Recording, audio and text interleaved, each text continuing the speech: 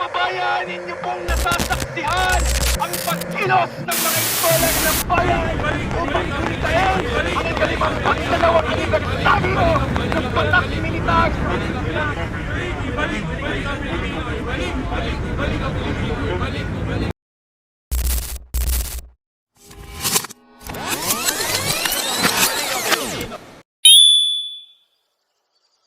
Si Carlos, isang karaniwang estudyante ay pauwi mula sa paaralan, pitpit ang pagod at alaala ng maghapon. Ngunit, ligit sa kanyang kaalamanan, isang pangyayaring magbabago sa takbo ng kanyang buhay ang naghihintay sa kanya. Isang sandaling hindi lamang sa kanyang puso mananatili, kundi tatatak din sa alaala ng marami. Sa bawat hakbang niya pauwi, lalo siyang tatapalapit sa katotohanang magpapaiba ng lahat.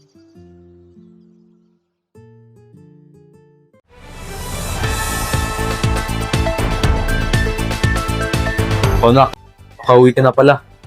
Tamang-tama. Tira mo to, mainit na balita. Magandang gabi mga kababayan.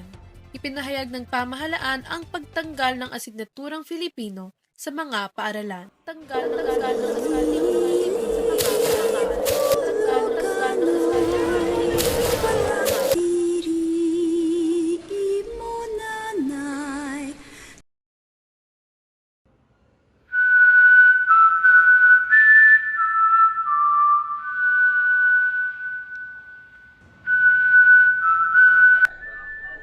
Guys, narinig niyo ba? Mawawala na yung Filipino subject?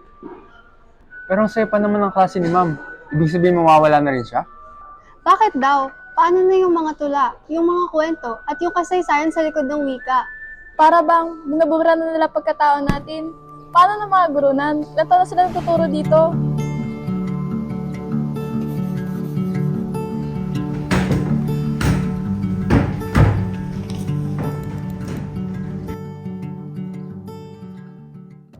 Makalipas ang isang buwan, nagsimulang mabuhay ang mga Pilipino nang walang wikang Filipino.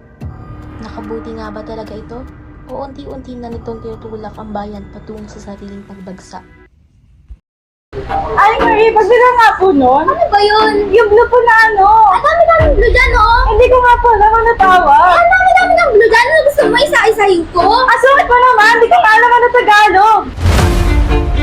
Ayan o, tinagal kasi yung Filipino subject, makingutin na yung mga kabataan ngayon. Hoy! Respeto naman! Hindi ako may kasalanan! Hindi kami! Kung mapagsalita kayo dyan eh, nakapay ka na kayo! Ha? Nakapagsalita pa kayo? Hoy! Puro mayama nga! Wala ka na naman puro masalatan! Ay kung sana dati, kung usapan nyo, Oh, kaya na naman! dahil hindi tayo mga kalunga.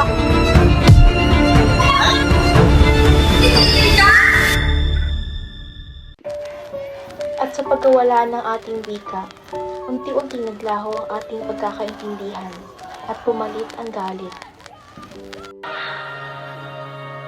Pwede po ba kami humingi ng tulong? Hindi na po kasi namin kinakaya. Nakikita ang mga tao na nag-aaway. Dahil lang sa pagkakaiba ng wika. Aba, nakakatuwa naman na kayo mismo ang lumapit. Ano naman ang naisip ninyo? Gusto po namin gumawa ng petisyon para ibalik yung Filipino subject sa mga paaralan. Sir, matutulungan niyo po ba kami? Kung hindi tayo kusilos, sino pa? Siyempre, at hindi lang ako. Kukumbinsihin natin ang iba pang mga guro at iba pang paaralan para magsama-sama tayo. Kampanang yayanig sa bawat nilalang magigising ng lupang kulang sa dilig. Ikaw ang magsasabing Sumama ang daan-daan mamayan sa panawagang ibalik ang Filipino subject sa curriculum. Hindi ito tungkol sa asignatura.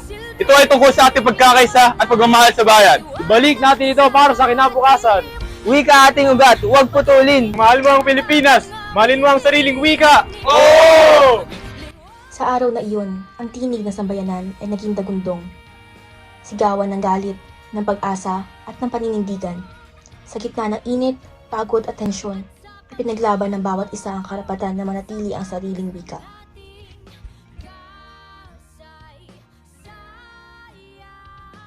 Tandaan ninyo, habang nabubuhay ang ating wika, nabubuhay ang ating kalayaan.